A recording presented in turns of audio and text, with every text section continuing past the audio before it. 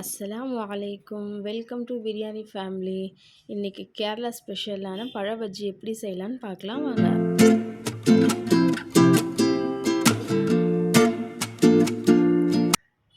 நான் ஒரு பவுலில் ஒரு கப் மைதா சேர்த்துக்கிறேன்.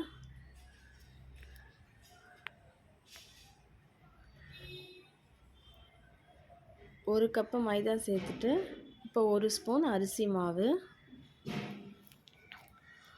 ஒரு ஸ்பூன் சர்க்கரை, ஒரு ஒரு தேவையான அளவு உப்பு, ஒரு 1/4 டீஸ்பூன் பேக்கிங் சோடா, ஒரு 1/4 ஸ்பூன் மஞ்சள் தூள். இதையெல்லாம் சேர்த்து இப்போ நம்ம நல்லா இதையெல்லாம் தண்ணி கொஞ்சம் கொஞ்சமாக விட்டு நம்ம தோசை மாவு பதத்துக்கு கலக்கி எடுத்துக்கலாம்.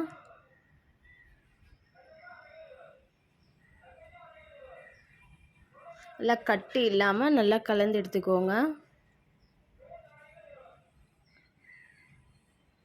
பாருங்கள், இந்த மாதிரி இருக்கணும். நம்ம பேட்டர் ரெடி ஆகிடுச்சு. அடுத்து இப்போ நான் 3 பழம் எடுத்திருக்கேன். உங்களுக்கு பிடிச்ச ஷேப்பில் அதை கட் பண்ணி எடுத்துக்கோங்க. நான் இன்றைக்கி இந்த மாதிரி ஒரு பழத்தை ஹாஃபாக கட் பண்ணி அதை இந்த மாதிரி கட் பண்ணி எடுத்துக்கிறேன்.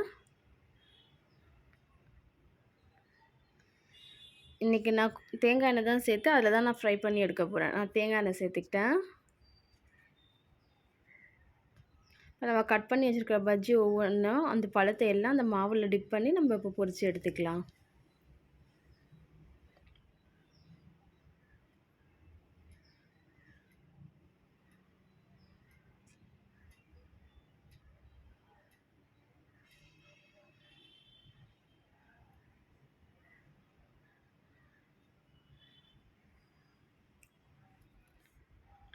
அவ்வளோதான், இப்போ நம்ம பழ பஜ்ஜி ரெடி.